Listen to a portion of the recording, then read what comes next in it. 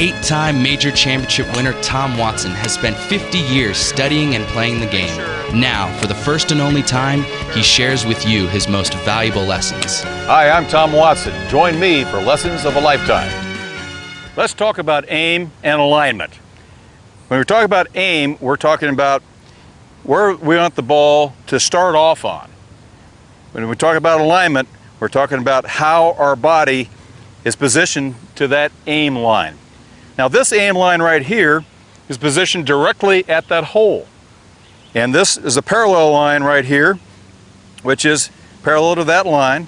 And this line right here is where I align my knees, my hips, and my shoulders, all parallel to that line in relationship to the ball. A putt has some sort of break to it, and most shots have some sort of curve to them. Left to right, right to left could be your natural draw or fade. But how about the wind, a crosswind? So you're going to have to start to your aim line, not at your target, but away from your target to allow for the bend or the break of the ball in the air. So I have a natural hook in my swing. I have to change my alignment to allow for the start of the ball to go to the right of the target and then curve back to the target. Eight-time major championship winner Tom Watson has spent 50 years studying and playing the game. Now, for the first and only time, he shares with you his most valuable lessons. Hi, I'm Tom Watson. Join me for Lessons of a Lifetime. Here we are in what many people are very afraid of, the bunker. We're going to talk about the basic bunker shot. What most people have in their bag is a sand wedge. A sand wedge is designed to hit the ball out of the sand, and the reason is that it has a flange.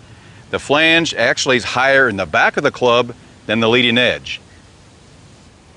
And that's where you want to hit the sand. You want to hit the sand on the back of the club like this, so it skips through the sand. One of my all-time favorite sand lessons came from Claude Harmon, who taught you how to get out of the bunker with only one hand. What he was trying to achieve there was to hit the sand with the back of the sand wedge like this with an open face, and make sure that the handle of the club, the grip of the club, never either led or came from behind like this. That's a death for a sand shot, is either have the handle too far ahead or too far behind. By doing it with one hand, the club always came back to where the handle was pointing at the middle of your body. Doing it with an open face produced results like this.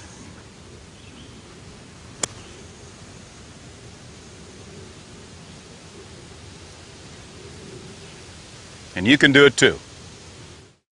Eight-time major championship winner Tom Watson has spent 50 years studying and playing the game. Now, for the first and only time, he shares with you his most valuable lessons. Hi, I'm Tom Watson. Join me for Lessons of a Lifetime. When I think about the fundamentals of putting, I really go back to the fundamentals of the golf swing. You first start with the grip. Now in putting, it's a little bit different. There are all sorts of different types of grips. There's one grip I think is a very good grip to have, and that's the Bobby Locke grip. Bobby Locke was the great South African player who many players think was the greatest putter who ever played the game. He thought that the thumbs should go straight down the top of the shaft in the grip. Now, I use what's called a reverse overlap. Instead of having your normal grip like this with the little finger around here, I put the little finger on the club with the right hand and overlap it with the forefinger of the left hand. This gives me a better connection with both hands on the golf club. The bottom of the arc is about right here, and then I like to place the ball just about a half an inch in front of that. Now where do you place the shaft in relationship to your hands? You don't want to get your hands forward like this, and you don't want to get your hands back like this. You want the putter head basically just to hang down. Hang it down a little bit farther forward of the middle of the arc. Now I believe your eyes should be directly over the ball or somewhere on the ball line. It can be slightly back of the ball, but they have to be on the ball line. To do that, just put your club and hang it straight down, and that's where you can determine how far you should be. That ball is inside my eye line, and that ball is outside my eye line. 8-time major championship winner Tom Watson has spent 50 years studying and playing the game. Now, for the first and only time, he shares with you his most valuable lessons. Hi, I'm Tom Watson. Join me for Lessons of a Lifetime. My good friend Jack Nicklaus once said, if you have the proper grip and the proper setup, you can be taught. And I agree with that. Well, let's start with the proper grip. The first thing that goes on the golf club is the left hand. My dad at age 6 put my hands on the golf club, and the first thing he said, son, turn that hand over so you see 2 knuckles in your left hand. Point the V that's formed between your thumb and forefinger right here toward your right shoulder, just like this.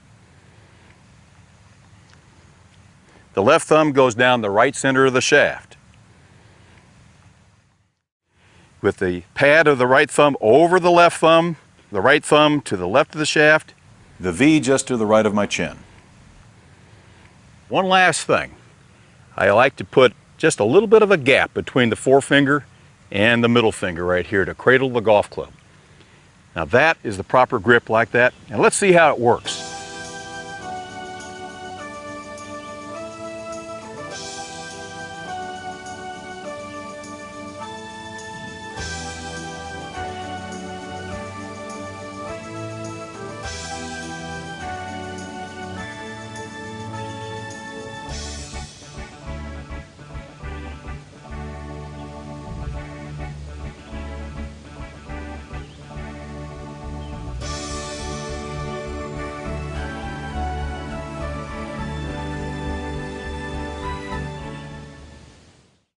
8-time major championship winner Tom Watson has spent 50 years studying and playing the game.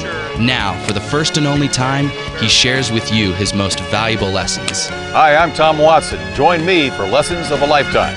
This instructional program is basically about everything fundamental about the golf game. You start with the grip, you start with the fundamental grip and the posture, which are key to being a good player. Then you talk about the golf swing, the way a golf swing should work.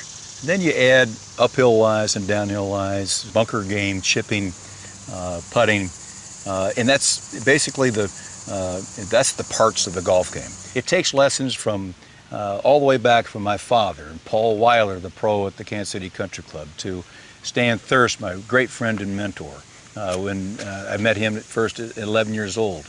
And then I remember caddying for Stan when he played an exhibition with Billy Casper and Gene Littner and watched Billy Casper do certain things. And go all the way up to watching Jack Nicklaus and Arnold and Lee Trevino in particular, the way Lee could maneuver the golf ball. And all the way up through Tiger Woods and watching Tiger. It plays particular shots around the greens. He's an amazing up and downer. I've learned and tried to put all these things together.